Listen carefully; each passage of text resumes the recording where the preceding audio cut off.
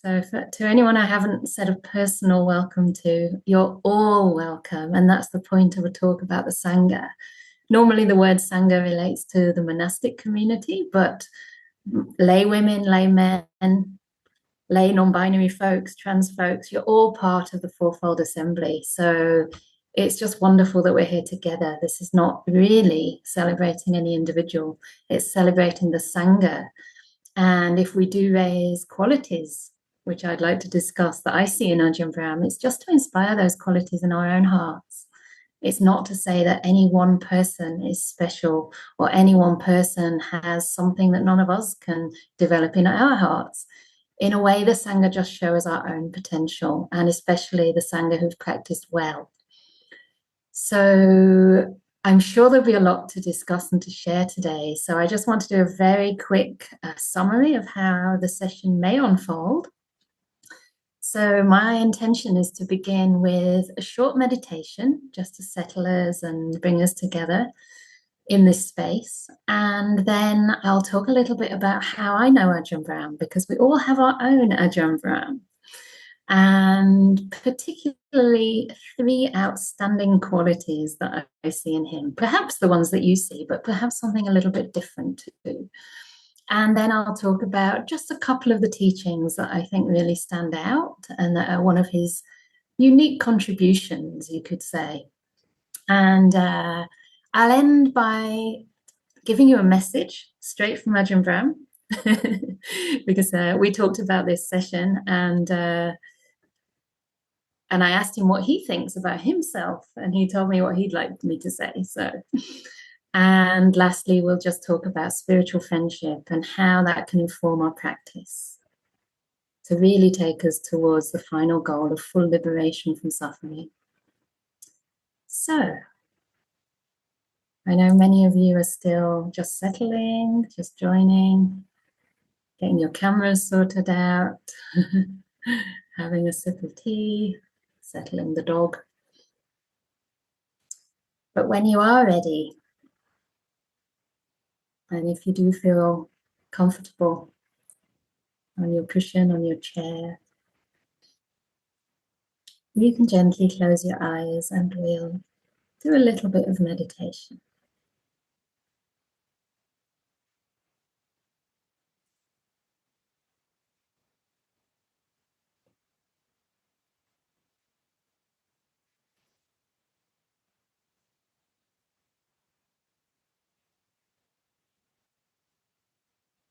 Sometimes I have to take Ajahn Brahm's instruction with a pinch of salt, because he told me to turn up today and just sit silently for the whole session without saying a single word, out of respect to him, because he loves the silence that deeply. But for most of us who are not so well acquainted and friendly towards the silence hasn't become such a good friend. It can help just to have a few words to begin.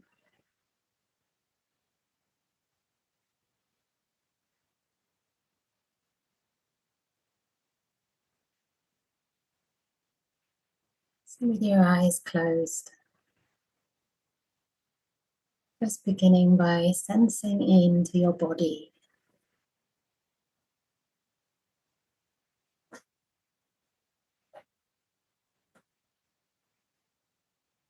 And finding a position that's the most comfortable it can possibly be. So even if there are small little niggly pains or a bit of trapped flesh or clothing and you feel it's not so important, still, see if you can attend to that out of kindness and respect to your body, and to develop softness, kindness in the mind.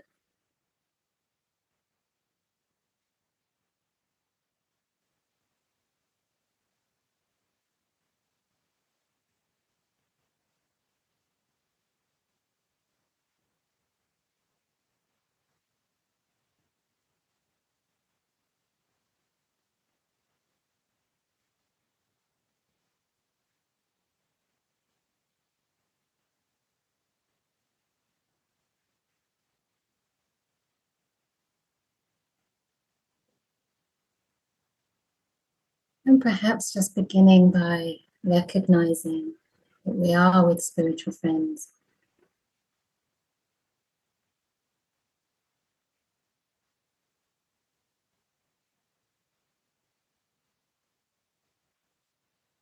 And what that means to you.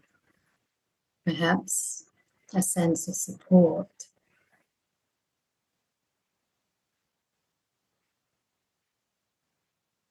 sense of community.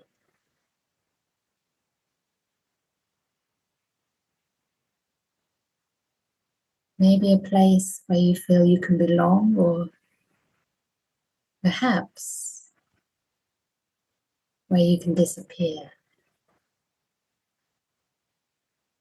as one of many, not standing out in a particular way, but just coming together with other people who you know or you don't know, but are also developing this path.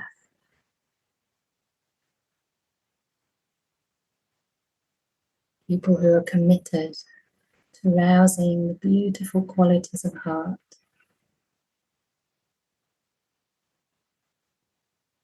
in small and larger ways. Perhaps that means just bringing a little bit more kindness to the way you're aware.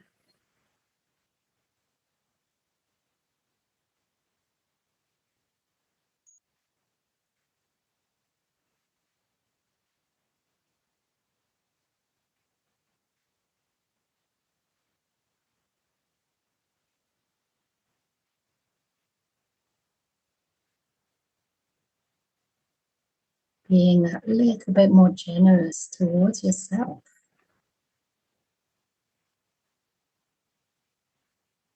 Noticing the goodness that's there.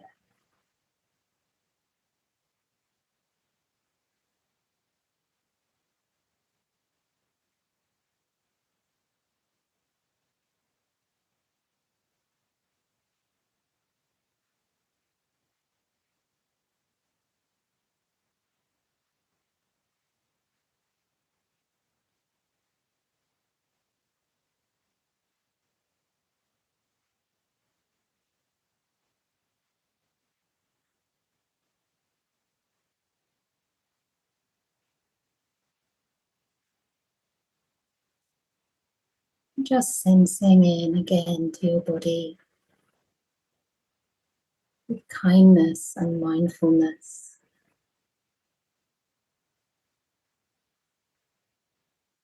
Mindfulness that allows the experience to be just what it is right now.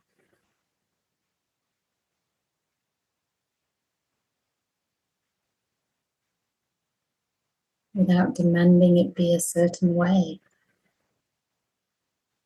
It becomes easy to meet what's here and relax.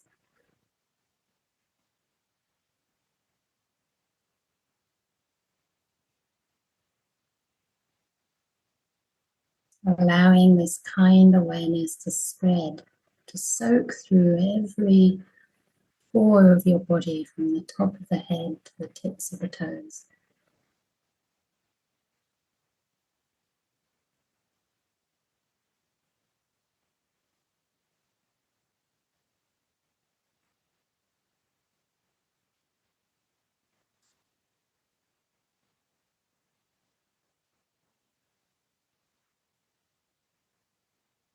Keeping your mind spacious and soft.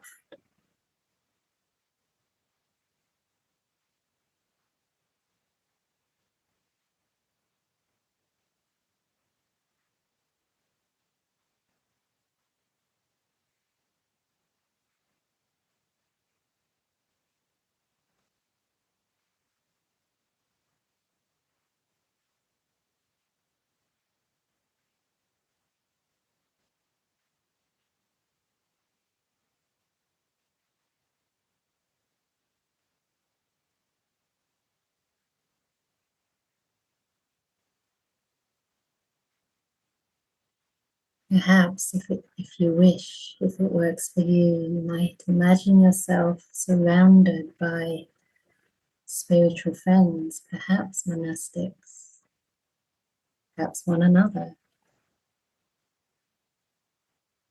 Anyone you look up to as wise, compassionate, kind, benevolent.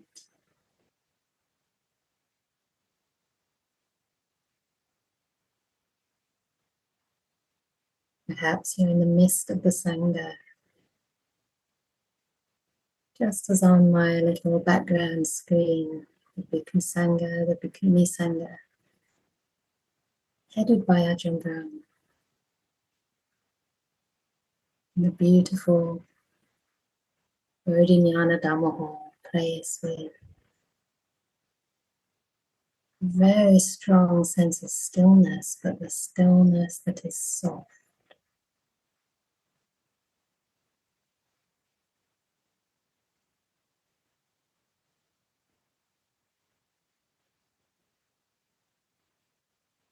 Empowered by the deep meditation of many monks, nuns, lay women, laymen. Imagining that kind of atmosphere just supporting you, holding you. So you just get carried along. You're part of this amazing community, this fourfold assembly, trusting that the conditioning, the inspiration, the guidance you receive is enough. Start moving the mind towards peace.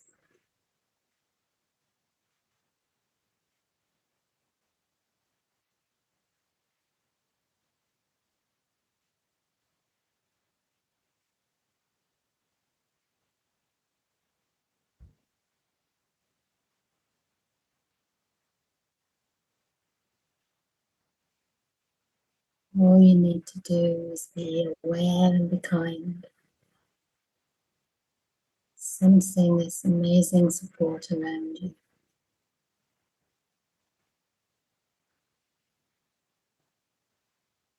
Relaxing more and more deeply into whatever arises, knowing you're safe, you're supported, you belong.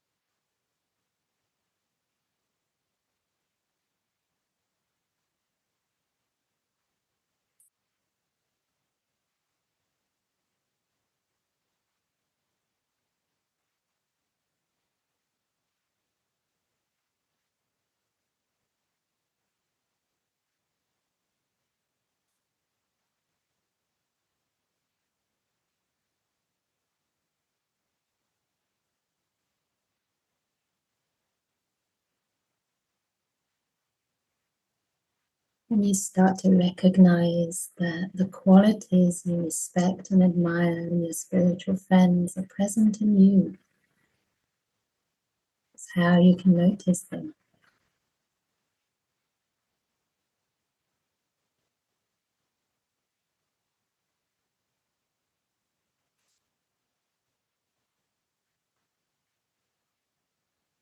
You have an inner refuge.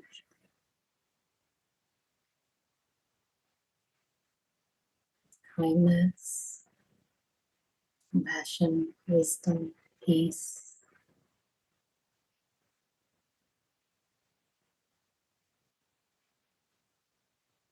See if you can gently connect to any of these qualities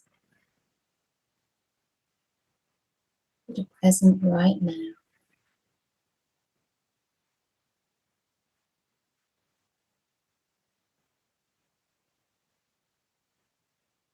and treat them with the utmost respect.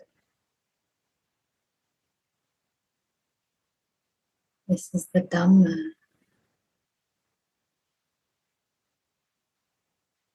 visible here and now.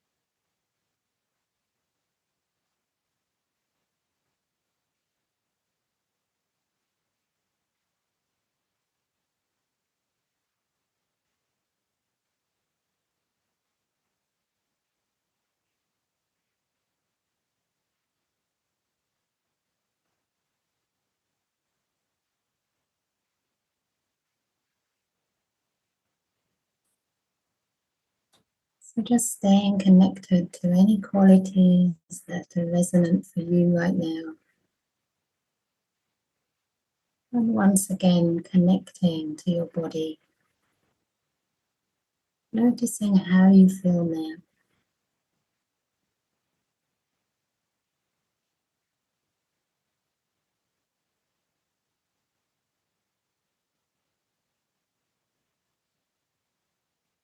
Perhaps the mind is a little bit more relaxed, more spacious, softer.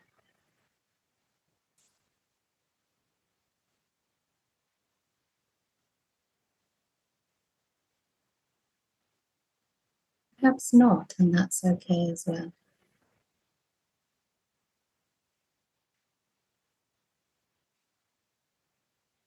Just gently staying connected to your inner world, your body, perhaps the sense of presence, as you gently open your eyes, if you wish. Now we'll move into some reflection together. I check if the sound is okay. Is my voice loud enough? Yeah. All right. Great. It's wonderful to open my eyes and see all of you there. Many of you already very good friends. So, okay. So let's see what happens today. I'm hoping to give you a chance at the end to express or ask something around Ajahn Brahm, or tell us what inspires you about our teacher. Maybe some of the qualities you'd like to bring forward in your life. But I do have quite a lot to talk about Ajahn Brahm as well. And somebody here actually a couple of days ago sent me a whole other list of things I could have brought up. So this might have to be part 1 of 2. I'm not sure yet. But whatever I can say about my teacher Ajahn Brahm is just touching the surface, because the depth of gratitude I feel can't really be expressed in words.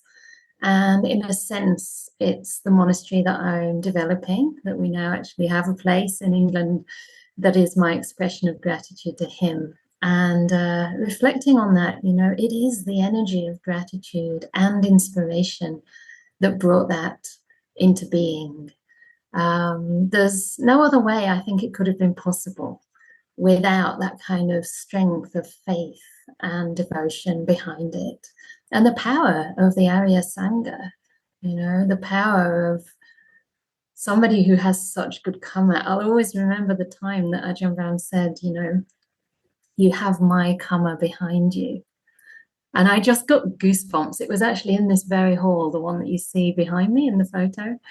I was kind of up at the front there where the bhikkhuni who's taking ordination on the photograph is. And, we didn't really know what was coming next, but we were talking about the project. This is probably 4 or 5, 6 years ago. And he said, you have my karma behind you. And it gave me such incredible assurance that everything would be okay. So this, of course, doesn't mean we don't develop our own good karma, but just to say how we can be inspired by people who've walked that bit further on this path. So it's not possible to do justice to Ajahn Brahm as a person, to his practice, to my experience with him. And I think really it's only by deepening our practice that we can have a hope to understand what the Arya Sangha really is. And here I just want to make a caveat that I'm making no claims, but my confidence in Ajahn Brahm is that he has walked the path to a great extent. So I wanted to talk a little bit about how I know him and the effect he's had on my life, of course, but also to celebrate some of the qualities I see in him in the hope that it can inspire us all to develop them in ourselves. So as many of you might know, I first met Ajahn Brahm through little cassette recordings. Actually, it was CDs of his deep teachings that he gives to the monastics when I was practicing in Myanmar. And the thing that struck me immediately was the depth of his practice and the fact that whatever he taught seemed to come from experience. And I could also sense that he was serving a lot. And that beautiful balance of depth of practice coupled with service, this willingness, this almost natural movement to just give, was incredibly inspiring to me and spoke of an integrated practice that I too aspire to develop. So I first of all knew him as a teacher, and later on as a mentor, someone that I took dependence on as a bhikkhuni. He was my preceptor in the bhikkhuni ordinations in 2014. And this is a very special relationship because as a monastic, you're really entering a monastic family. In a sense, you're leaving your worldly life behind, and now your next of kin are your fellow monastics, especially your teacher. So to me, he's a Dhamma father, somebody that I also have a responsibility towards. In the ordination, we actually say something like, I am your burden and you are mine. But it's a voluntary taking on a responsibility for another person's well-being. And of course, that is mostly from the teacher to the disciple. So, and also I've had the chance through developing the project, through working on Anukampa with him, to work alongside him as a colleague and to just have that sense of camaraderie where we're in something together. And he always treats me with utmost respect. He listens to my experience and never tries to tell me what to do, but is always there in case I'm unsure or in case I make a mistake. He won't criticize me, but he'll just give a little bit of encouragement to just try again, try a different way. So, and he's also become a family friend over the years. I would actually venture to say that at this point. I remember the first time I took my mother to meet Ajahn Brahm, and of course, for me, that was very important. And I was really taken with the kind of relaxed way that he met her, as if he was meeting an old friend.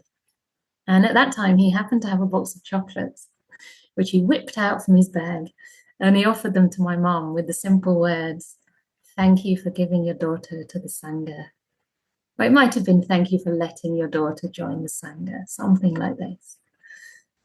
And that was really touching for her. It was perhaps the first time that she'd heard how precious it is, that somebody joins the Sangha.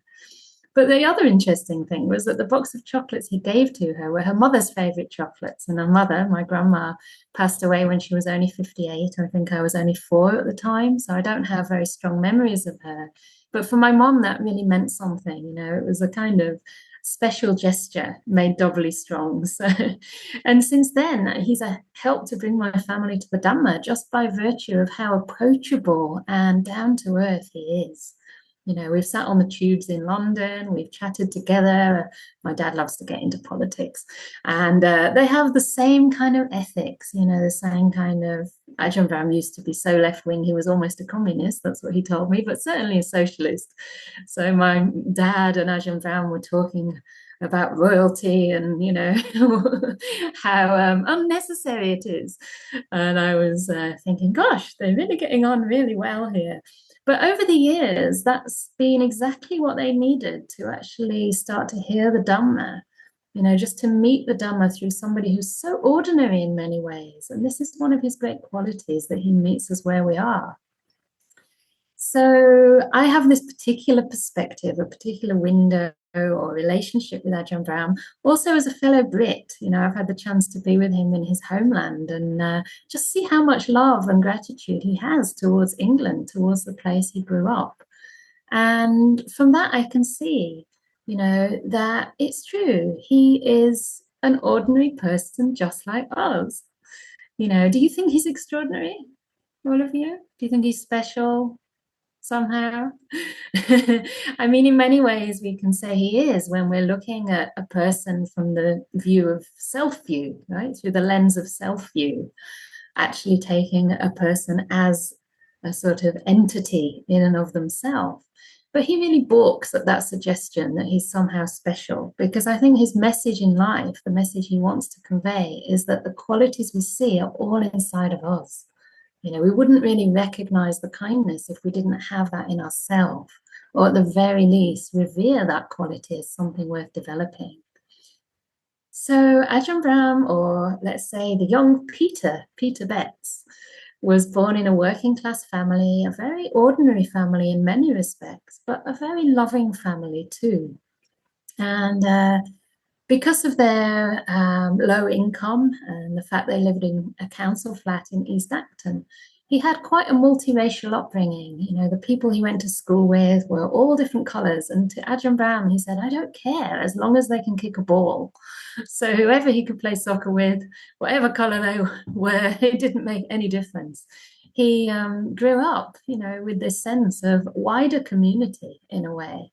And I think that's informed his life. As it's unfolded, as he's, given support to the Bhikkhuni Sangha, to members of the LGBTQIA plus communities, to people of different colors, different backgrounds, different abilities as well.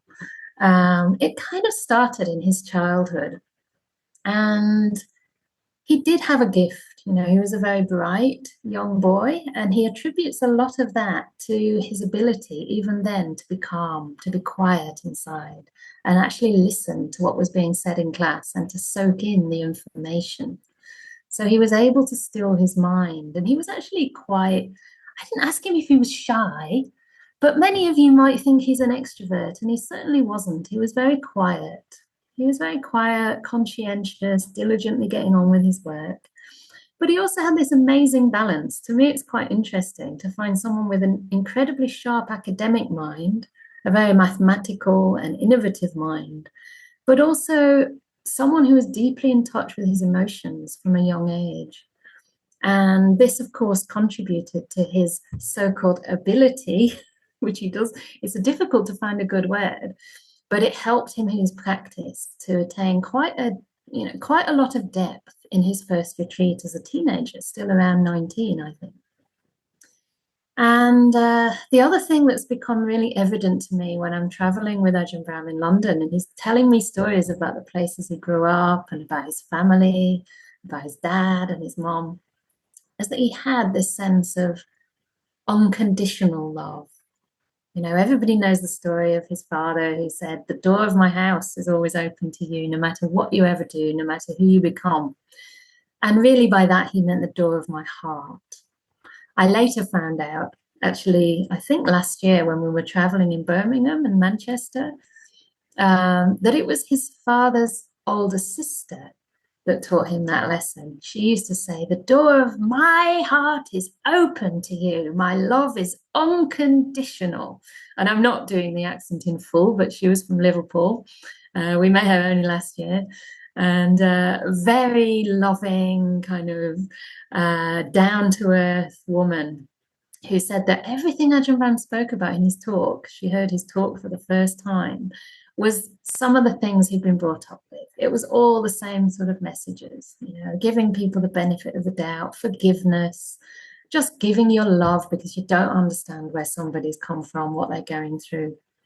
And you could see that he was raised in this way, which gave him a sense of secure attachment, which is a psychological term, but I think quite important in our meditation to feel that sense of safety, that sense of trust. And he doesn't speak about his mother as often, maybe because she's not, you know, on the name of a book. But his mother, too, was an incredibly diligent and loving woman. One of the things he told me recently in a conversation we had over here was that he did a lot of traveling in his youth, and this is after his father passed away. So he went to Latin America, to actually Central America, wasn't it? To what do you call that country? One of the countries in Central America.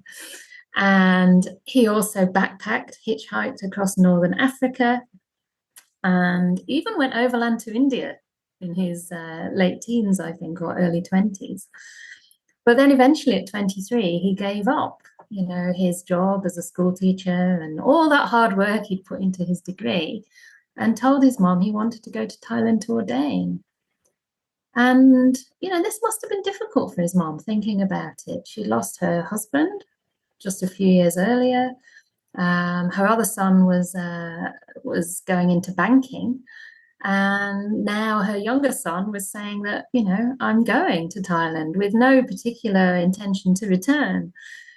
And he told me something. He said that if she had objected, he wouldn't have gone. And that really touched me because I know that as a teenager, I just said to my parents, I'm going no matter what. You know, I went to India at 19 and I just said, you can't stop me from going. But he actually said, yeah, if his mum would have been unhappy about that, if it would have hurt her in any way, then he wouldn't have gone. And I thought that was so beautiful. But of course, she didn't express any reservation and she just let him go. That's real love.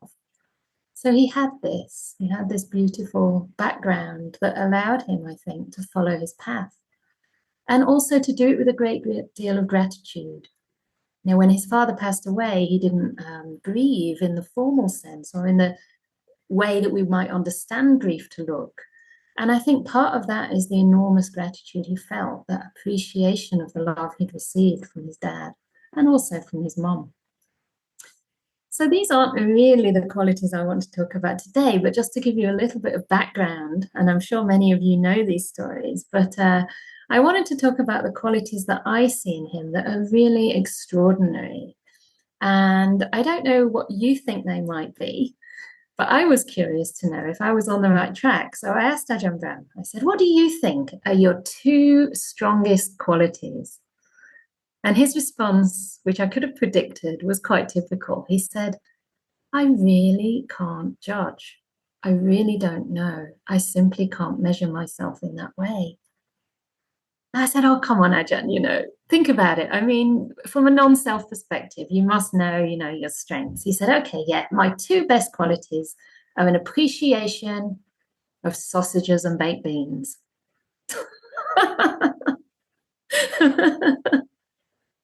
And he was serious, but that led into the third quality that I want to discuss.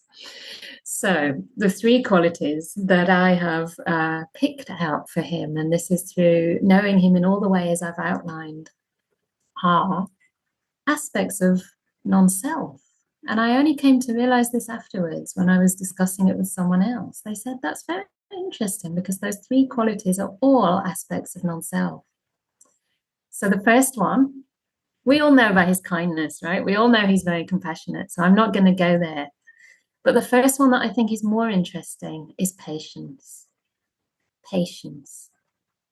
Does that sound boring and flat? The Buddha said that patience is the highest spiritual quality. And I was reflecting on why. And I think this is because it's actually the support and foundation for all the other qualities to grow. You know, I think of myself as quite a kind and compassionate person. But that kindness and compassion is to a point. It's to a point. You know, maybe I get tired and I'm not so kind. I don't have so much time for someone else. Maybe it's to the point where someone hasn't really hurt me in a major way. Of course, I can learn to forgive and have compassion for that person. But for most of us, we have good qualities, but only to a point. You know, when our buttons are pushed, when we're triggered, we tend to lose all our higher kind of noble virtues and ways that we know we should behave. And this is often a lack of patience. It's a lack of that quality that really allows ourselves to develop and sustain these beautiful, noble qualities of heart.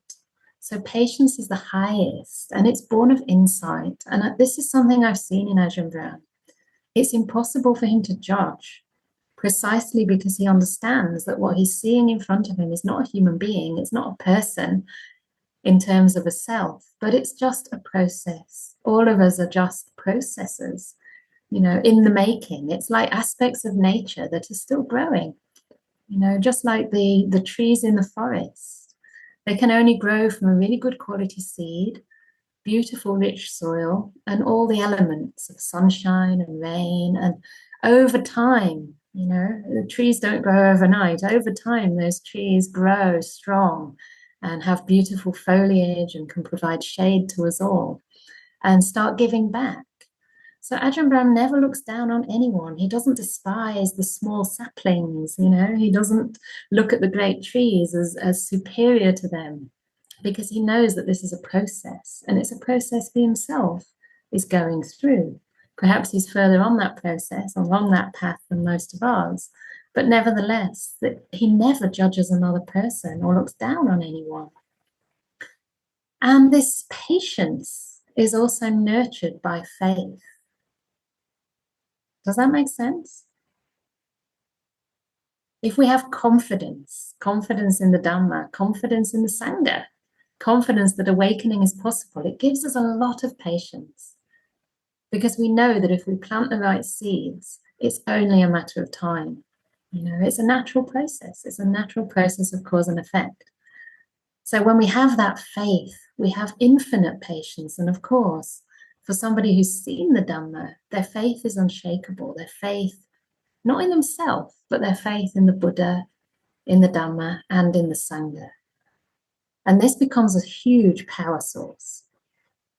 So some of the ways that this has informed our relationship have been really quite remarkable and simple things that, you know, I had to reflect on afterwards. But for example, you know, during this project, there's been many ups and downs. There's been times of utter despair for myself. And I've been to Ajahn Brahm, you know, in tears and said, look, I just don't think I can carry on, you know.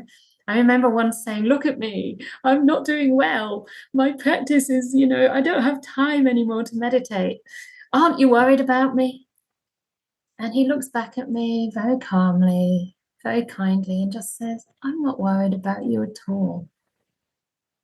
And I asked myself why, because, you know, my parents would be worried about me. Surely anybody else who loves me would be worried about me. But then I realized the difference, you know, with a spiritual friend who understands the Dhamma. He is like a loving parent. It's the same benevolence, the same loving kindness as a mother to a child or a father to their daughter in this case. But it's a love that's unattached. And because of that, there's no worry involved. And he trusts that anybody who's on the path, anybody who's committed to this practice is going to get there in the end. Again, that patience to just hold the space, to nurture the conditions and wait for the results to arrive. Not wait in the future, but wait right now with where we are, with all the kindness, respect for ourselves, patience with ourselves that we can generate. So patience is something so beautiful, and you see it in the monastery here, Bodhinyana Monastery, which is behind me on the photo, but also Dhammasara Monastery, where all the wonderful nuns on the, my left, where they live, are very, very accepting places. They're places you can come to and feel that you do belong. It's not that you have to be like everybody else, but there's a place for you, no matter who you are. If you have that wish to develop in the Dhamma, it doesn't really matter where you're starting from. So when I first got to Perth in 2012, I just had this realization that this is how the Buddha would have run a community. This is how a Buddha would have done it. It is so safe. It's so soft. Like I said in the guided meditation, it had that sense of stillness, deep stillness, but a stillness that wasn't brittle, a stillness that was soft. Almost like entering, I guess, the kind of metaphorical womb, a sense of coming home and knowing you're not going to be criticized, you're not going to be judged. So Ajahn Brahm trusts others. It's not only that he trusts himself or that he expects us to trust him, he would never do that, or, that respect goes one way. He gives you his trust and respect. And this is such a beautiful thing to see. Because when you see the best in others, you see their potential, it tends to bring it out in them. We start to realize we're not so bad. We have these seeds of awakening within us. And we have someone there, the Sangha, not just Ajahn Brahm, but the Sangha as a whole, who are going to accompany us on this path, give us the guidance, provide the material support, and be there through all the ups and downs, through the emotional distress and the emotional high, when we do get some peace in meditation, when we do have something to rejoice in. Our teachers can share that with us. And of course, his patience with anukampa from the outset has been extraordinary. And one of the things I've always known is that his support is unwavering. No matter how many hardships we might face, when we've had difficulty with people or with finding people or with things not going the way we expected, no matter how difficult or how many doubts I express, he's committed. And I've always known that, through all the ups and downs, the twists and turns. And that gives me such great confidence too. I'm sure I would have quit many, many times over without that support. So patience and that ability to wait, that ability to invest energy in the causes and not really care, not worry too much about the results is what has seen us through. And that's why we are where we are today with a beautiful monastery in Oxford. So the second quality that I think is his second superpower, of course, goes hand in hand with patience, but it is generosity. Yeah. Does that make sense? From what you know of Ajahn Brahm, his generosity, his willingness to serve and to give. There's a beautiful story he shared recently, which was about a visit he made to Singapore. And he filled in what he thought was the guest book at the end of his stay. So he thought he was going to write, a very nice stay or whatever. But then he realized he'd filled in the wrong book, and it was actually the donation book. So instead of saying, how was your stay? It said, how much are you going to give? And he'd already written his name down. So he thought, oh no, now I'm in trouble because I don't have any money. So instead he wrote 2 words, my life. And that's really beautiful, isn't it? Maybe it sounds corny. Maybe we've all done that at some point because we didn't have any money. We just wrote our life, in a kind of ironic way. But those words were actually sincere. And that's what he's given to all of us. He didn't have to be a monk. And even when he practiced deep meditation, he didn't have to serve. He could have gone away to a small kuti on top of a hill somewhere in the middle of a jungle, which he would have loved to do, and been a hermit for the rest of his life. But he chose to serve. You can say he chose, but I also like to see it as a quality of the Dhamma. The fact that the more you disappear, the more you have to give.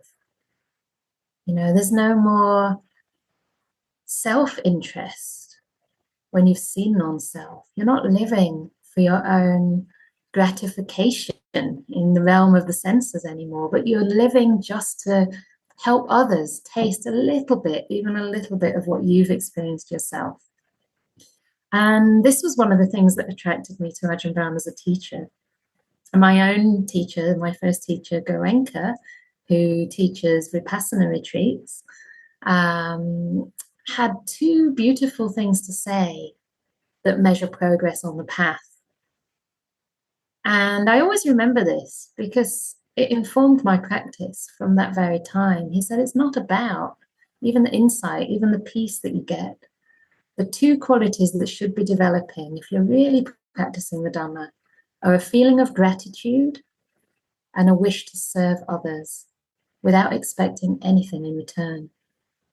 And just thinking about Ajahn Brahm's life from the time he was a young monk, he was so eager to serve.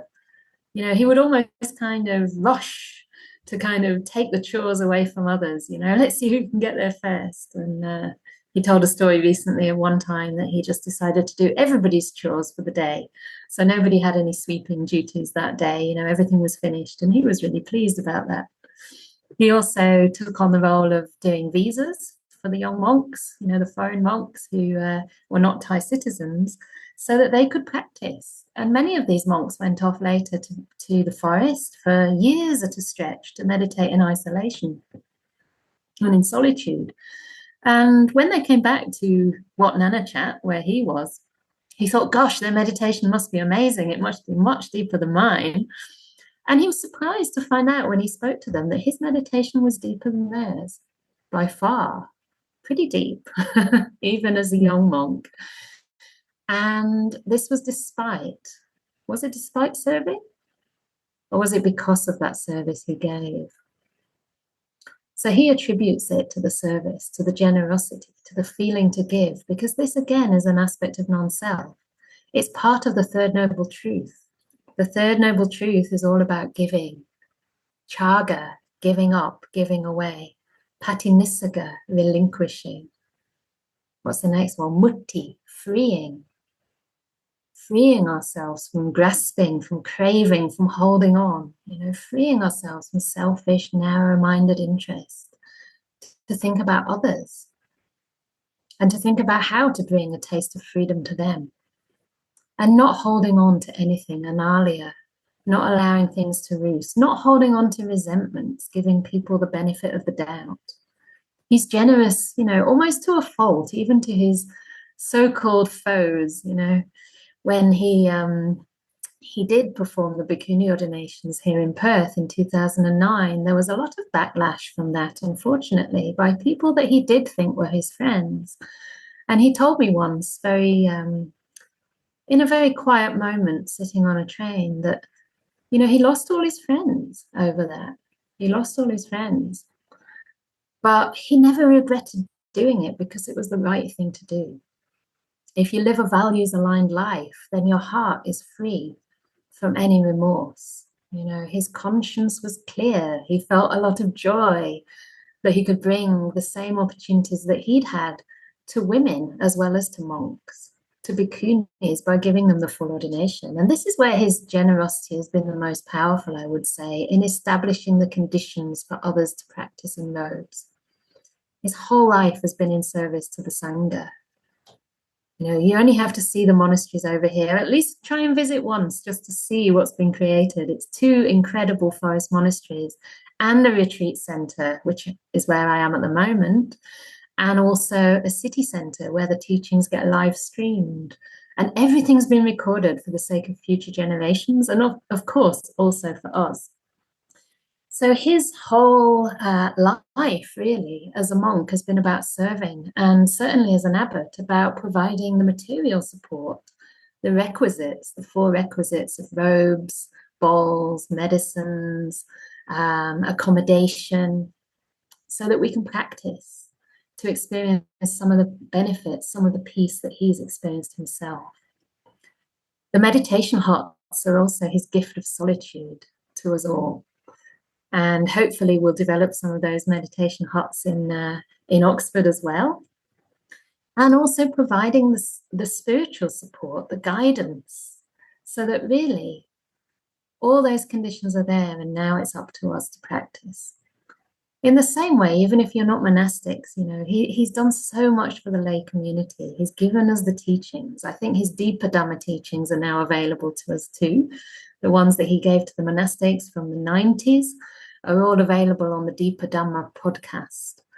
So if you want to hear some of those teachings, you know, if you're ready to let go that little bit more, it's available. And this is powerful stuff. You know, it's conditioning us in ways we can't even understand. And whenever I've tried to express my gratitude to Ajahn, quite often I well up with tears, and I just tell him, you know, I can't even conceive of all you've given to me now. It'll probably be years after he leaves us all that I can really get a sense of what he's done, of what he's given. And I think that's because, you know, these seeds are being planted, but it takes time for them to sprout, for them to bear the most beautiful fruits that they have to bear. And that could take some time. And the closer we get to the Dhamma, the more we can understand who the Buddha was, you know, what the Dhamma really is, and who are the Arya Sangha that we so respect. So the more you disappear, the more you have to give. This is something Ajahn Brahm told me recently, which I thought was very beautiful. The more the self gets out of the way, the more we see that we're all basically in this together. One person's freedom influences the next person's. One person's speech can brighten or ruin someone's day, right? Whatever we can cultivate in our hearts can have that beautiful ripple effect and spread out to others throughout the world. So just taking delight in giving is a huge part of the path. And of course, the bhikkhuni ordinations, you know, I just listened to a talk by Ajahn recently, and in there, it was interesting. He said that one of the reasons he chose to give the ordination to women, or support the ordination, let's say, if it was a choice at all, was because of his great respect for the Sangha. You know, realizing that the Sangha is such an incredible container for the practice. It's been such a blessing in his life that he wants everybody to be a part of that. And when I heard this, again, I was tearing up. It was only a couple of days ago. And I just thought, gosh, this has changed my life, you know, from being a lay practitioner to practicing in Burma as a nun, but not really belonging to the Sangha that the Buddha developed, and now belonging to this global Sangha of bhikkhus and bhikkhunis, and having all the support of that, you know, the way that the Sangha not only inspire us, but also keep us in check. And Ajahn Brahm was saying in his talk that, you know, as he became more and more famous, there was a risk there. If he had a sense of self, or, you know, a strong sense of self, it could have become inflated. But the Sangha was one of the things that kept him in check. He'd come back to the monastery and his monks would say, oh, for goodness sake, you shouldn't eat so many sausages and baked beans, you know, or, hey, you got that sutta reference wrong. That's not what the Buddha said. It was something else. Or, no, that wasn't really authentic. You have to do your comparative studies and check out what was authentic. And, you know, one of the things Ajahn Brahm's always tried to do, actually, is maintain that sort of very down-to-earth attitude. And he opens the doors for you. When we travel together in England, sometimes we have a fight about who's going to carry my bag. It's like, I'm carrying my bag, Ajahn. You've got enough to do. You know, let me carry your bag. No, you give your bag to me.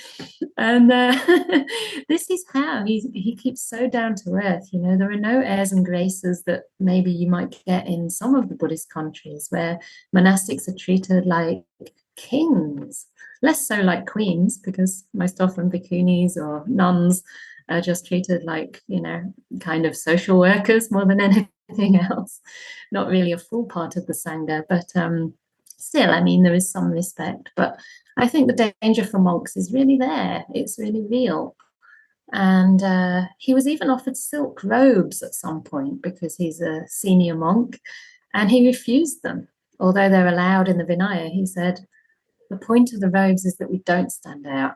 You can see on the photo behind me, everybody has the same robe. I have the same robe. Half the time mine's falling off. And so he maintains this sense of being very down to earth, partly through the blessing of the Sangha. So the last quality, before I get onto his teachings, we do still have some time left, is humility. Again, an aspect of non-self. And I think this is so important because sometimes people see Ajahn Brahm, they see his confidence, his ease, and maybe they don't realize quite how humble he is. You know, again, of course, the more you disappear, the more you realize there is no one in there. So how can you even define yourself? But I think, you know, one of the things that I've always noticed about Ajahn Brahm is just how quiet, almost invisible he is. You know, when he's not performing on the stage, when he's not in the public eye, you know, giving all his energy as much as he can with his corny jokes and his words of inspiration, all mixed up, intertwined. He's just a very simple monk. And the very first time I met him, I went to him with these funny little offerings that I wanted to give him. I didn't have much, I was a nun already, but I had these little medicines that I put into packets, you know, one for each day of the retreat. And he just looked at me very simply and he said, "What am I meant to do with that?" I said, "Oh, you just eat it." And he said, "Oh, okay." It was like, even though I was kind of shaking with reverence when I met him, it was the most ordinary interaction you can imagine. And the next thing I remember is him walking down into the Dhamma hall. He'd got straight off the plane from Perth. So it was just extraordinary. He came into the Dhamma hall. There was a seat put out there for him at the front next to the Buddha, obviously for him as the teacher. And he just walked in, looked around and said, "Where would you like me to sit?" And it just really struck me, you know, that such a famous monk who can kind of instill such a sense of reverence and awe could be so humble, so gentle, just entering a room. I've seen the same thing when he comes to Anakampa. It's interesting because it's, you know, the monastery that I've developed for nuns. And when some monks come, you know, it's just their conditioning. I don't want to put any particular person down, but sometimes they walk in as if it's kind of one of their properties, one of their monasteries, you know, they're monks. So where's the kettle? You know, where can I sit? And then they might take over the blessing chanting or just assume the leadership role, you know, start giving the reflection after lunch. Not Ajahn Brahm. He comes in and again, it's like, where do you want me to sit? What do you want to do next? You know, please you lead the blessing chanting. Don't allow me. It's your monastery.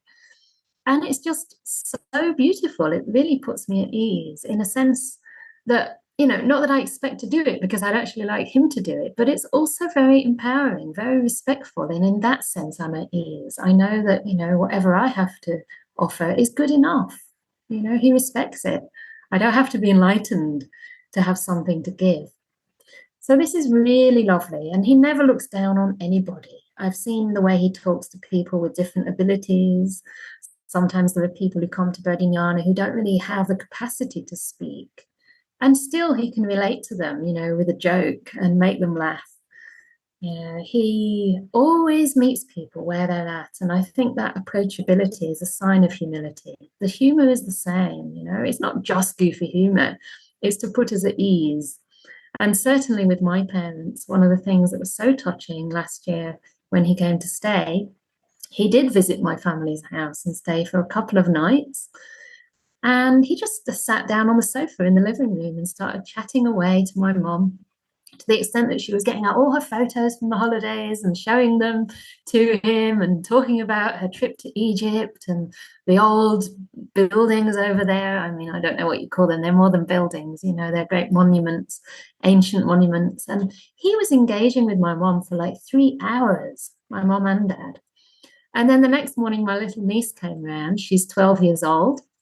And of course, she'd never met. Oh, actually, she had met Ajahn Brahmali, but she'd never met a monk like Ajahn Brahm.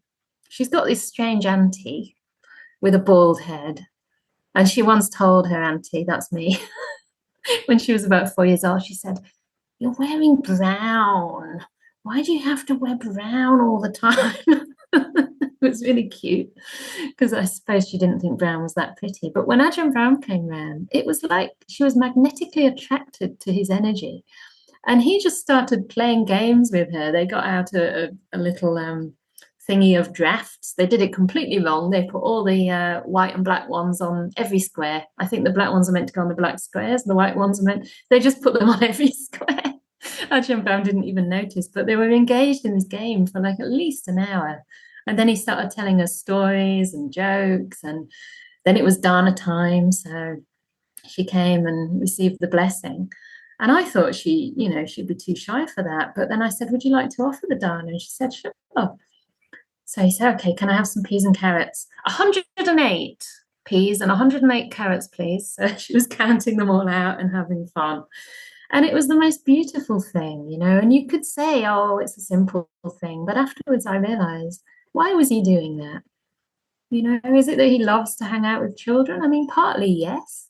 But I saw it also as a service to my family. It was something he wanted to offer, to the family that support my practice and that have supported the Sangha in that way. So these are all just qualities that I find incredibly moving. And one of the things he once said in a talk, which I think is quite beautiful, please don't take this in any metaphysical way, but he was likening a stream winner to being like water. The layperson, okay, or the person who's not a stream winner, he was likening to fire, which is fair enough. The Buddha did the same. He said the senses are on fire, right? On fire with craving, with delusion, with hate, with ill will.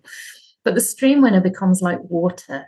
And that means they can flow into any shape they need to. So if he needs to be, in front of people, then he can be engaging in that way. His talks to monastics are different than his talks to the lay community. If he needs to be with children, he can play, he knows how to connect with them as well. So the stream winner is like water. They just, mold to the shape of whatever container they're in. And then he said that the once returner, or I think it was the anagami, is like air. There's so little of a sense of self left. They become almost imperceptible, just like air. They still breeze through and you can just about sense the breeze, but there's almost nothing left of them there. And of course, the fully enlightened person becomes like space. And again, this isn't actually a description of what it's like to be an arahat, but it's just a metaphor that I can kind of see happening, as we practice, that we become more and more invisible.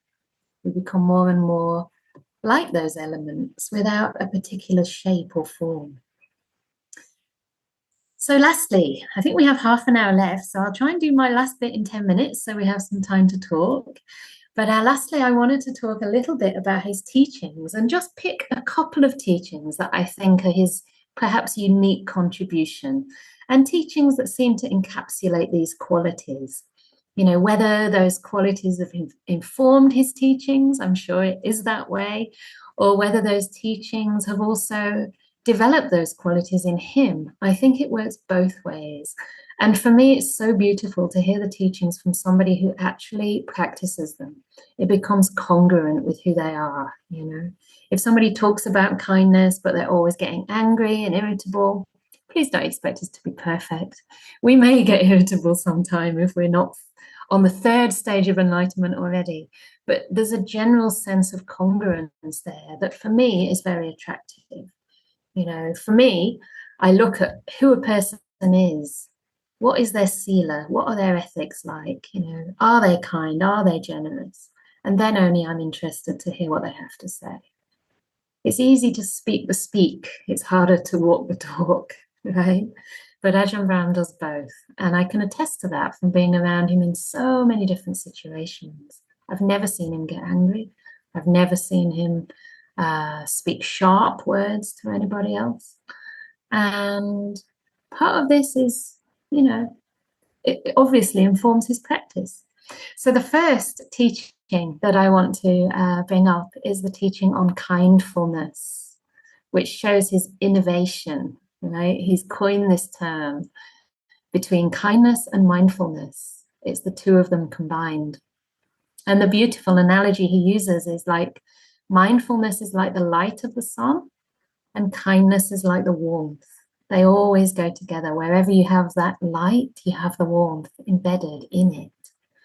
So this to me signifies the Eightfold Path happening in an integrated way. You know, the mindfulness is informed by right view, and it's infused with kindness, which is a consequence of that right view. When we have some appreciation of suffering, the natural response of a wise person is to respond with compassion, to respond with kindness, to try to alleviate the suffering that's there in the world, that's there in our hearts and in the hearts of others. So that spills over into the way that we're aware. And for me, this was a game changer in my practice. Until then, I'd been practicing in Burma in a way that was quite technique oriented. You know, it was important to see the object through the lens of impermanence, which was a very skillful means, but less attention was given to the quality of the awareness. So whether that awareness was maybe hard or was it soft? Was it kind or was it judgmental? You know, how are we actually aware of what arises in the mind? And when we put more focus on the way that we're aware, things start to really change. We start to see how perception conditions our experience. And by just adding that little bit more kindness, everything starts to soften, starts to relax. Even the most difficult of emotions that can arise, you know, sometimes we think we're being with them. Sometimes we think we're being equanimous. But if you look very carefully, if they are lasting, if they are even building in the mind, it's because we're feeding them with something. And that something is often a resistance. It's a lack of compassion. We can just soften that little bit more, just allow the mind to expand and to really infuse our awareness with the warmth and the care of a nurturing mother, the way a nurturing mother or father, parent, teacher, friend would embrace a child who's hurt. So when we're able to do this for ourselves in our own meditation, our mindfulness changes to kindfulness and everything starts to unfold. It can happen slowly or it can happen in an instant. It's really so powerful as a practice, just with this very simple melding of mindfulness and kindness. So this is one of the things I want to share. And of course, giving love to the breath, being generous with the breath, not owning the breath. These are all ways that those qualities of non-self can inform the way we practice. And secondly, I think his major contribution is not just of teaching jhana, but as redefining jhana as stages of letting go. Or if you like, my preferred rendering, stages of disappearing, not attainments, not embellishments for a sense of self, but stages of disappearing, becoming less and less of a person in a very beautiful way, in a way that opens us up again to immense kindness, universal, unconditional kindness. And that's a very gentle approach. So when we approach our meditation, instead of thinking, okay, I'm doing this for me, I'm doing this to get something that's lacking in myself, we actually come in with the motivation to give, to let go. I like the word give because for me, let go can sometimes carry a sense of rejection or a sense of having to do something. It's a little bit of a verb. Even let be seems much better to me than let go. Letting things just be as they are without interfering, without getting involved. But giving is also carries that sense of warmth. So we can give our time to the practice. We can give our meditation sitting as a gift to the Buddha, as a gift to our teacher.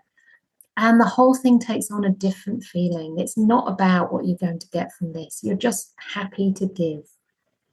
So it's a very, very unique and gentle approach. And I've found that as the mind softens in this way and as the sense of self starts to take a back seat, a process can actually unfold. There's no need to hurry along something that's happening naturally. Nature can't be rushed. Nature happens when the causes are in place. And our job is just to enjoy the process.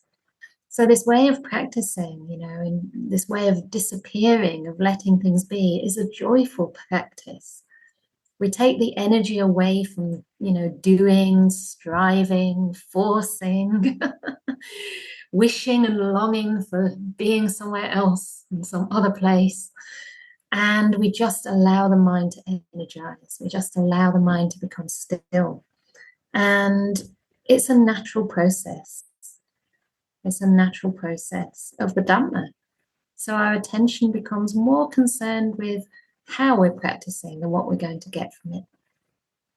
So there's hope for all of us. This is what I want to convey, you know. Sometimes it's just a slight change in attitude. It's just a slight softening of the mind, and a little bit more trust, a little bit more faith. And we can take that faith by, you know, really recognizing the blessing of having wise people in our lives. You know, these people are showing us that it's possible for us as well. And that's the power of spiritual friendship. A spiritual friend is not somebody who ever looks down on you or tries to hurry you up. A spiritual friend is simply somebody who embodies the Dhamma, perhaps to a greater degree than we're able to do for ourselves right now. But by being around them, we gain inspiration. They instruct us, inspire us, and gladden us with talks on the Dhamma. But also we learn through osmosis. We learn by being around them, being in their presence, picking up some of the peace, and by emulating their good behaviors. Please don't expect anyone to be perfect, but at least a spiritual friend should have very good virtue. You know, should be quite impeccable in their standard of virtue. It doesn't mean they don't make mistakes, but if they make a mistake, they acknowledge it as such, and they ask forgiveness, and they're committed to doing better next time.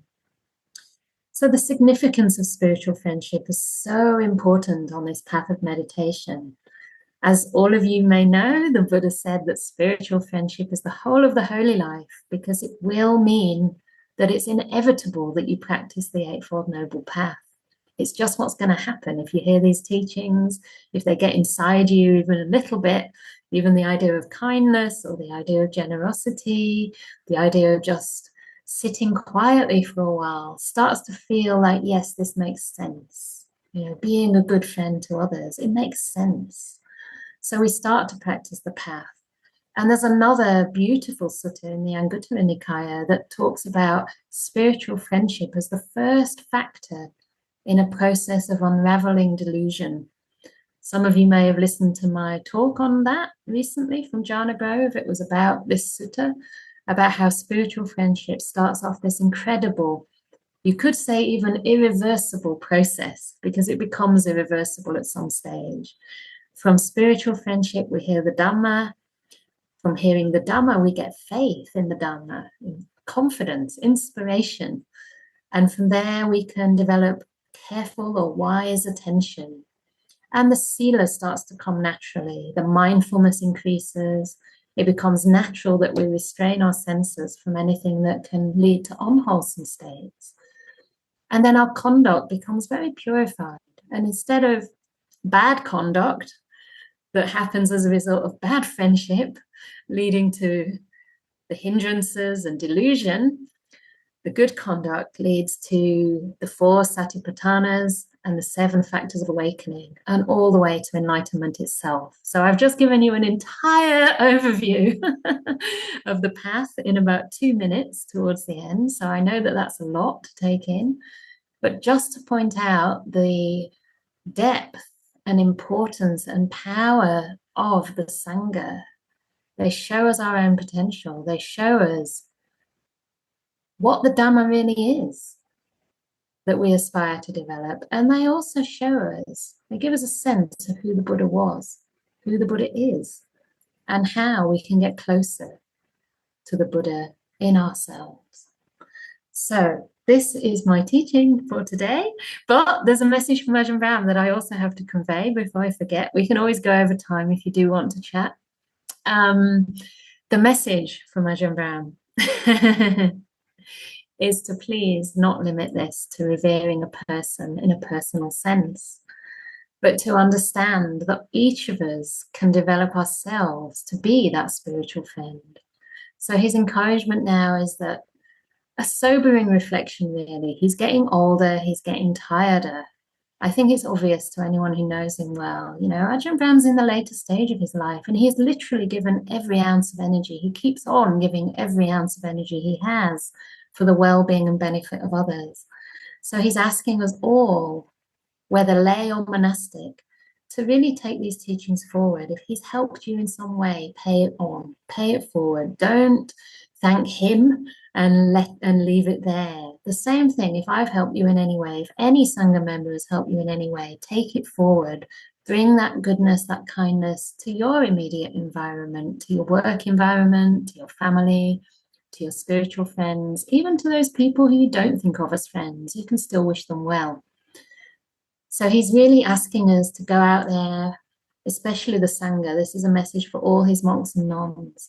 He wants us to start teaching the Dhamma to the extent we've understood it so far, and to helping with the heavy, hard work of starting monasteries that can then support other people in their practice.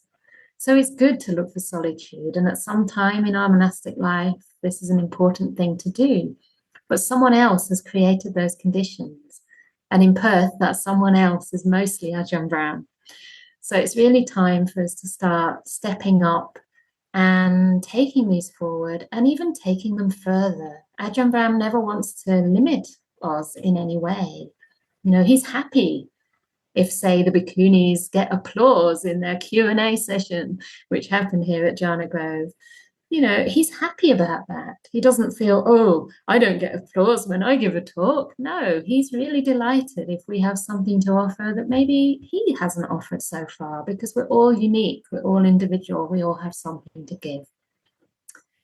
So this is my offering for today, and I hope that it has been of some inspiration, of some benefit, and of some happiness for you.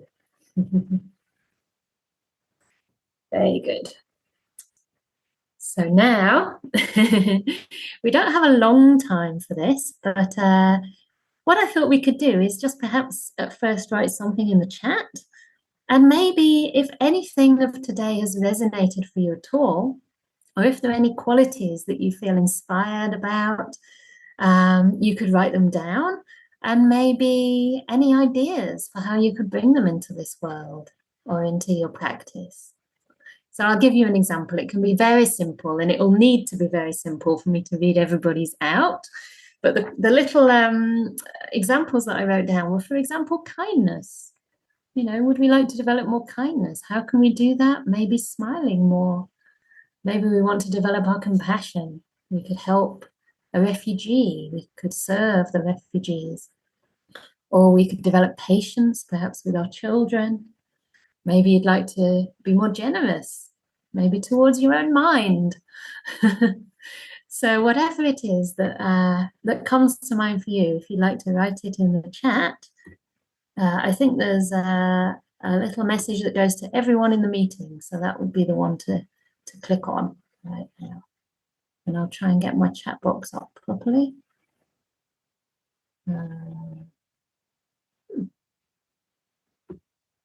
All right. Great. Anyone comes to mind? Non-neglect. Oh, that's interesting. Non-neglect. I'm presuming non-neglect of the wholesome states. Thank you for a wonderful talk. I feel inspired and renewed in spiritual friendship. I'm working on deepening the qualities of patience and kindness. Beautiful. Someone said stillness, patience, courage, bravery, the courage to follow a virtuous life, even if it seems to go against the grain of society. Yeah, great. Ajahn Brahm's life shows that sometimes it can even go against the grain of what other monastics think, right? But because its values aligned, because he knows in his heart it's the right things to do, he still does it anyway. So even as a monastic, you know, you can go against the grain. Whoop, it's going so fast now. I'll just scroll back up. Okay, including kindness to myself as well as others. Very good. Thank you, Venerable. Kindness towards myself and others. Kind speech. Upekkha, equanimity. I see how it can form a strong foundation for everything else. Very much related to patience, in fact, and contentment, which is the next comment. So contentment.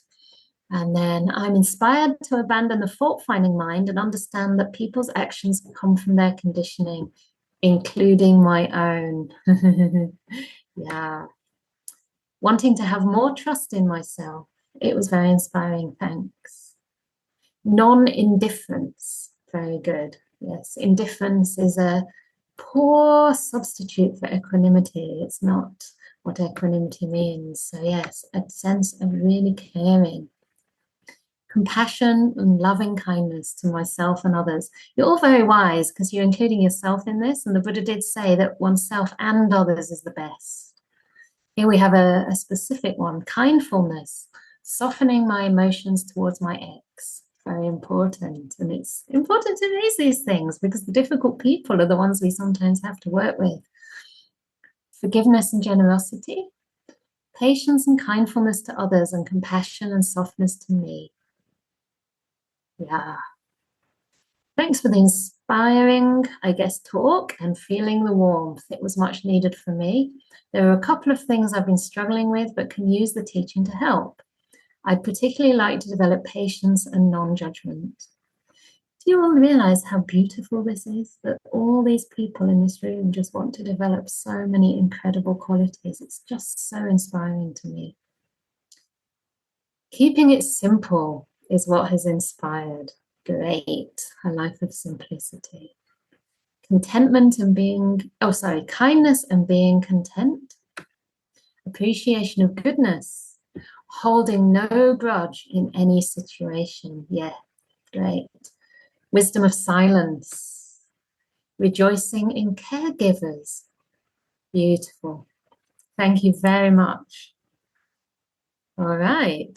So we still have some time. So what I'd like to do now then, if there are any questions or anything anyone would like to share, perhaps about anything about Ajahn Brahm, his life, anything you'd like to ask me, anything at all. Let's just make it open. So what I will do is either answer questions that you write in the chat, or if you want to raise your virtual hand, we can unmute you, but your voice will be on the recording. Only my face will be there, but your voice will be there. And please, if you do have anything, please keep it as short as you can, simply because we don't have a lot of time. So I do want to at least answer one or two things as well as I can. So I think there's a virtual hand if anyone wants to raise it, or perhaps you can write it in the box. Okay, I'll come to Joseph, and again, just to be concise. Hi, Joseph. Hi, thank you, Venerable. I feel inspired to pay it forward, express gratitude to Ajahn Brahm by deepening compassion and asking a question about how we can develop care and kindfulness. If you find yourself getting angry when you see neglect, I'm thinking about when the Buddha saw that sick monk and those other monks weren't caring for him.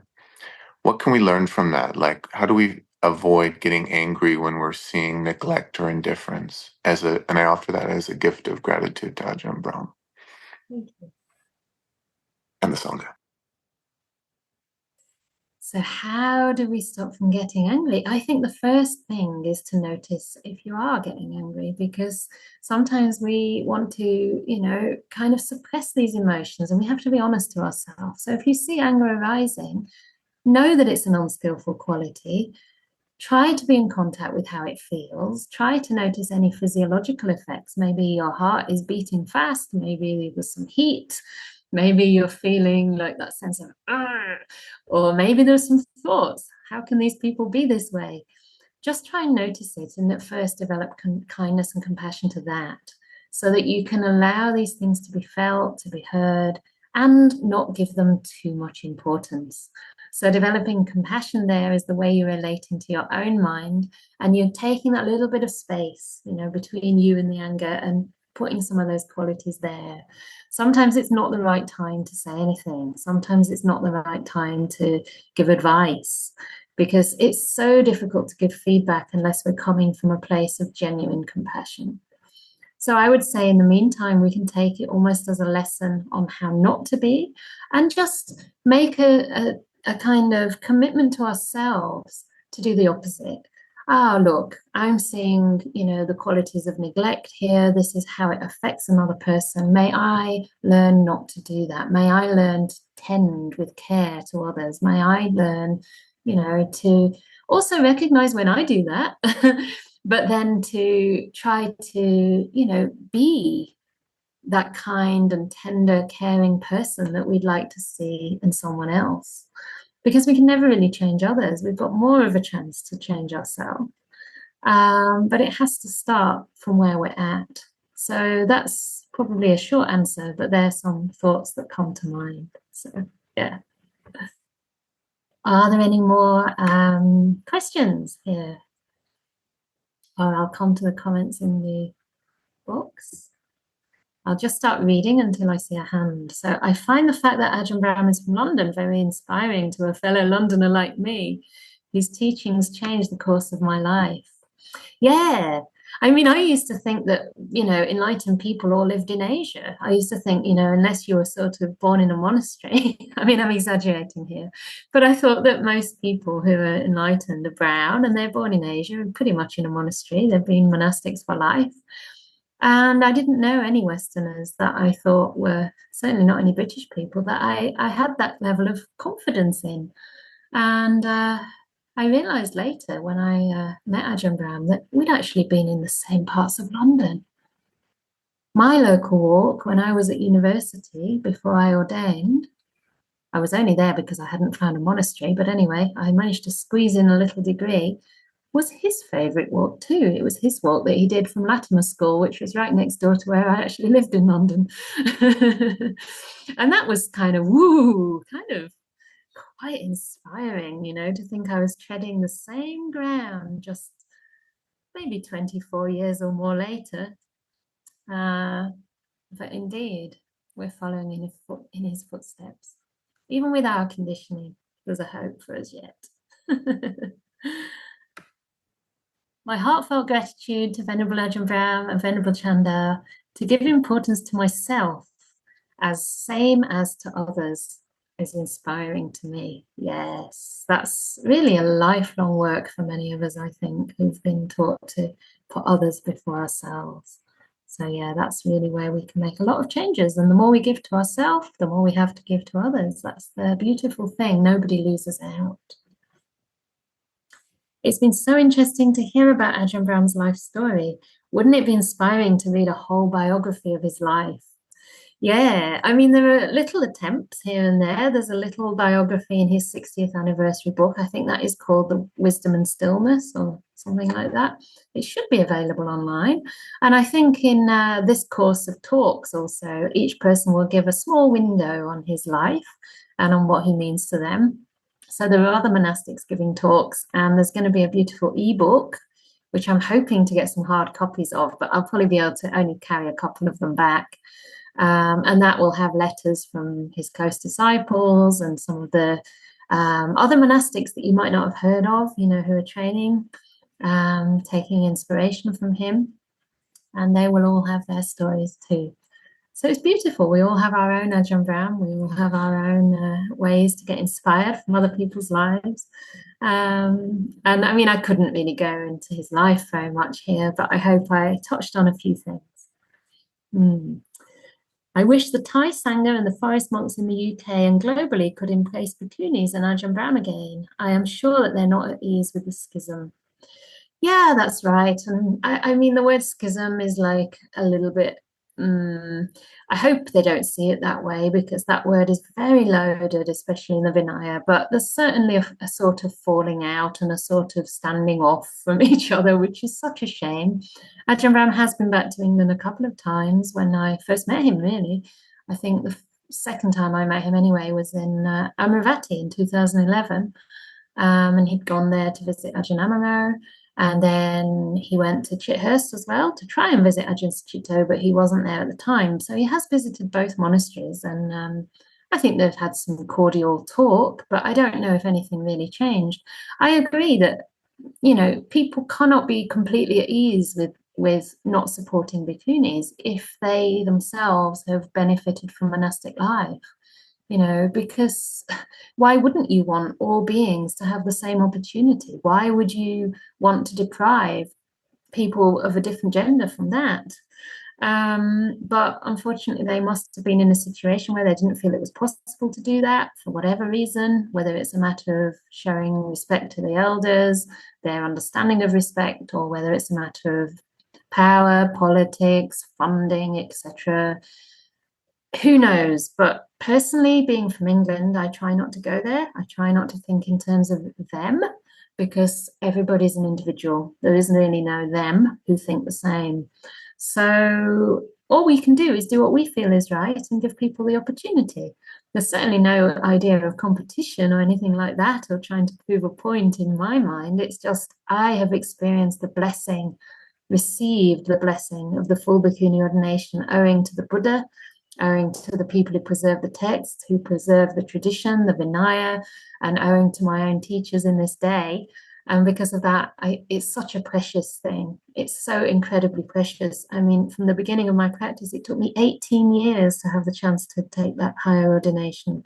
And that was a practitioner searching for that. I wasn't just hanging around twiddling my thumbs. I was doing 10 to 15 retreats a year, serving and sitting. Every year, that means every month, one or two, right? Maybe a couple of months a year, do a bit of trekking or something. But basically, my whole life was the Dhamma. And it's such a beautiful thing. It's such a rare thing that I think once people do have the opportunity to take full ordination, they very rarely give up. They very rarely disrobe. That's what I've seen in the Bhikkhuni Sangha. So anyway, we make a start. Yeah. May all beings have a happy conscience and know they've done the best they could. But sometimes, we don't know the pressures on other people. We don't really know. But we can do what we can do. All right, so if there is time, I would like to invite Minori to say a few closing words and just hold on to you for another couple of moments. And then I'll come to the last comment in the box so that all of you are heard. So, Hi, Minori. yeah, it is wonderful to see you all at these blessings of the Sangha, a celebration of Ajahn Brahm's life and practice, and lovely to see. Lovely to have a meditation and Dhamma talk with Venerable Chanda after Havasa. So we missed you a lot. While celebrating this wonderful occasion on Ajahn Brahm's 50th ordination anniversary, may I talk a little about his project, Anukampa? So Anukampa is a UK charity and gives opportunities for women to ordinate, as Venerable Chanda told just now. It's a rare opportunity. Venerable Chanda brought this into this current level with Ajahn Brahm's guidance and advices. And Anukampa has come a long way now. And we have a new monastery building, stepping towards creating conditions for training and ordination as well.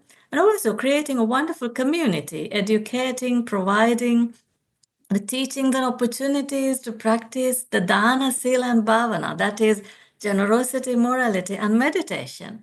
So, on generosity, there are many opportunities. And one of them is I want to highlight the financial donations at this point and update a little bit on that front. We've got many generous donations from the supporters in purchasing the new monastery, but we had to accept a very generous loan as well. The plans are to sell our earlier property and to settle the loan, but the property is still in the market because of the UK property conditions, and we have partially settled the loan with supporter generosity. So those are our financial pressure points these days. And I hope this will give you an opportunity in identifying a good cause and practice your generosity as well. Thank you very much. Sadhu, sadhu, sadhu. Thank you so much, Minori. I pinned you and I don't know how to unpin you. I'll just pin myself as well. You can unpin yourself if you wish. So I'll just come back to the chat so that everybody's messages get heard. And then I'll say goodbye. So thank you for such an inspiring teaching. Just heard from forest monks in Norway that they find your teaching inspiring and very representative for them. I guess that's Ajahn Nito, who's very kind to me. Oh no, other monks, gosh. Okay, that's really cool. The thing is, the more voices we have to share the Dhamma, the more Dhamma there's going to be, because sometimes we need to hear something in a different voice. And I just love when we can hear different bhikkhunis. It's not only me that's representing bhikkhunis, although, you know, not too many of us are teaching yet, but hopefully during this program, there's going to be other nuns too speaking. And I think it's great. It really brings a balance, doesn't it? I feel it brings a balance. I love to teach also with the Bhikkhu Sangha. I am teaching a retreat in Norway next year. I think it's maybe not quite full, but the registration is full. But anyway, whoever's coming to stay with me, one of you here, I'm bringing you with me. I didn't tell you yet. Anyway, now I've told you. So yeah. We're also fortunate that he did ordain bhikkhunis, yes. And I just want to add to that, it wasn't Ajahn Brahm who ordained them. Ajahn Brahm definitely supported them, but the Bhikkhuni Sangha ordained the Bhikkhuni Sangha. And Ajahn Brahm and his monks were the people who confirmed the ordination. So actually, bhikkhunis ordain bhikkhunis. Sometimes bhikkhus do it, but usually it's a dual Sangha ordination. So that means that the Bhikkhu Sangha simply confirm. So it kind of means you're taken in by both sanghas. It's actually really beautiful. Yeah, it's really an amazing thing. And I mean, without Ajahn Brahm's support, it certainly wouldn't have happened. So he did a momentous thing, absolutely momentous. And it's one of the things he's most satisfied in his life. Are you teaching any silent retreat in Europe? I will be teaching something. I'm doing a metta retreat. You have to get onto our newsletter because I think a lot of these are booked out already. I'm just doing a weekend metta retreat. The problem at the moment with retreats in Europe is that I don't want to organize my own retreats. And I can't because I'm running a monastery. And also it's hard for me to leave the monastery. If I'm not there, there's no monastic. So, so this is the thing. But I'll be doing retreats here and there. And if anyone wants to organize something and be in touch, then just let me know.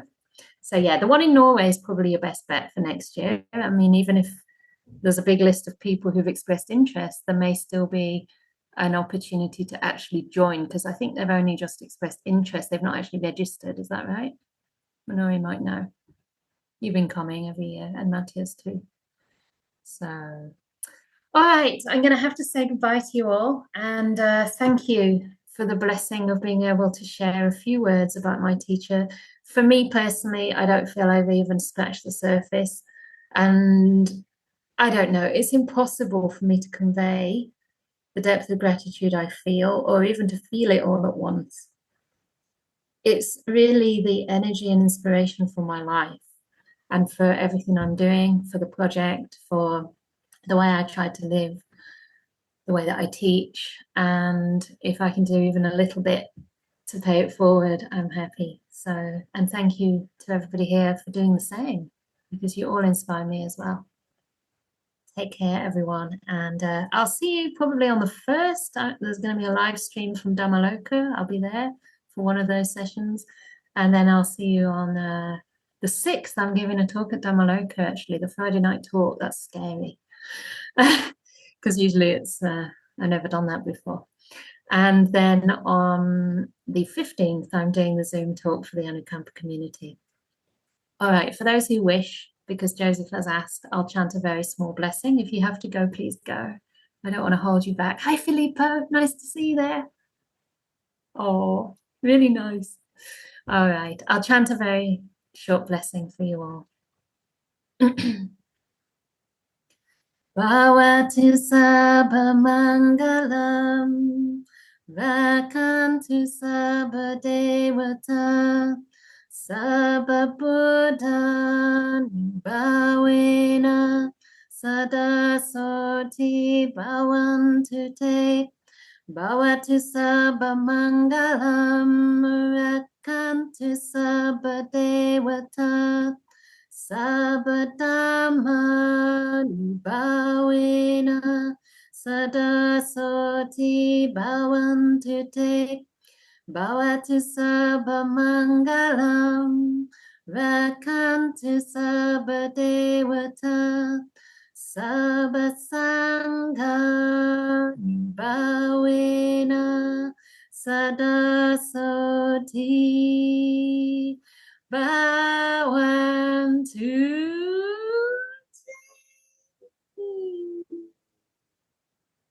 Sadhu, sadhu, sadhu.